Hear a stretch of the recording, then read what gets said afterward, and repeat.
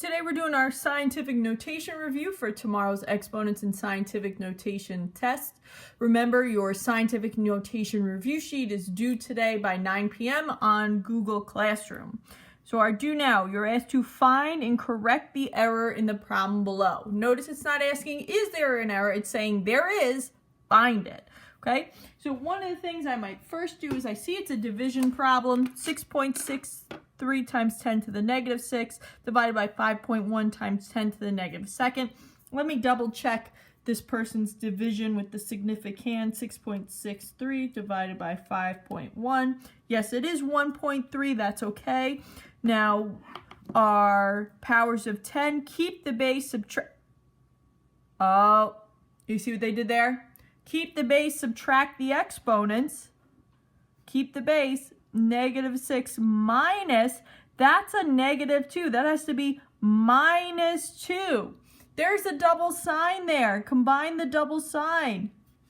It should be positive. So that means this is going to be 1.3 times 10 to the negative 6 plus 2 is negative 4. That's our actual correct answer. So what did they do? They either combined the double sign wrong, or they didn't include the negative, or, they added instead of subtracting, doing a plus minus instead of a minus a negative.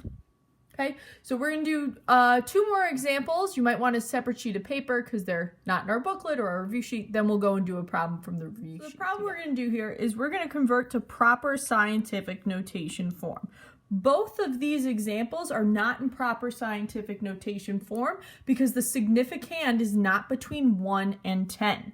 So I want to realize for A here that this significand is too big, right? And remember, big numbers have positive exponents, right? Positive symbol is a plus sign. So when the significand is too big, we're going to add to the exponent. And we're moving 1 decimal place, so we add 1. Had we moved 2 decimal places, we would have added 2, and so on. So then that makes our answer 5.603 times 10 to the 9th power. Okay. On B, our significand is too small. Scientific notation, small numbers have negative exponents, negative symbol, right, minus sign, so we are going to subtract from the exponent when the significand is too small. So we move the decimal point 1 place, so we subtract 1, making our number 7.4 times 10 to the 3rd.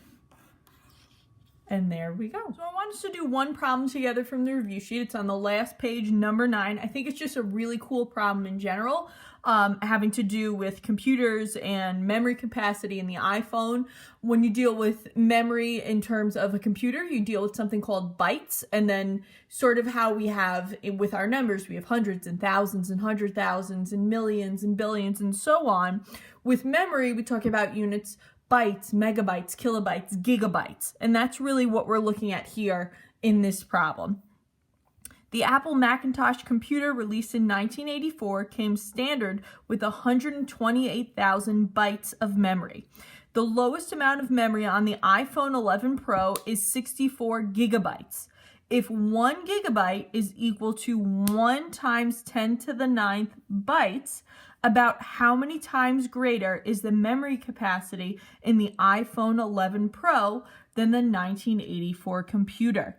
So I notice it's saying how many times greater. So that tells me this is a division problem where we're going to be dividing the memory of the iPhone 11 Pro by the memory in the computer. But before we can do that, we have to get our information into the same units.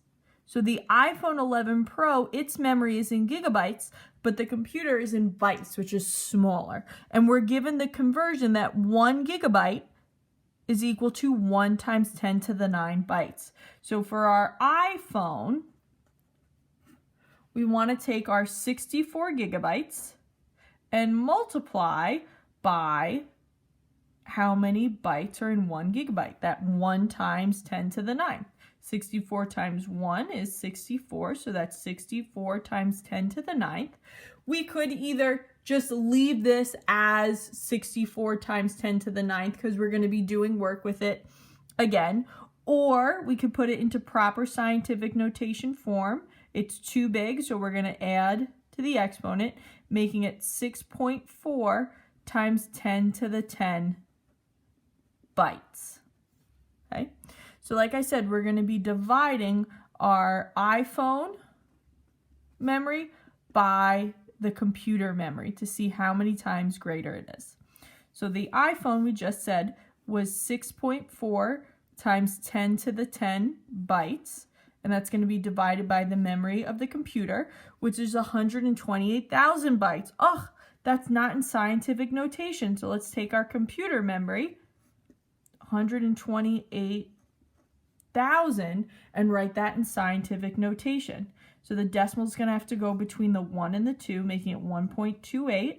And let's see, how many spaces after 1, 2, 3, 4, 5. So that means it's going to be 1.2 times 10 to the 5th bytes. So we can do 6.4 times 10 to the 10th divided by 1.28 times 10 to the 5th.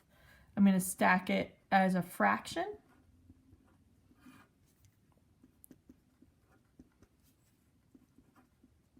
Okay, and we can kind of separate that out. Our significand, our powers of 10, remember, keep the base, subtract the exponents.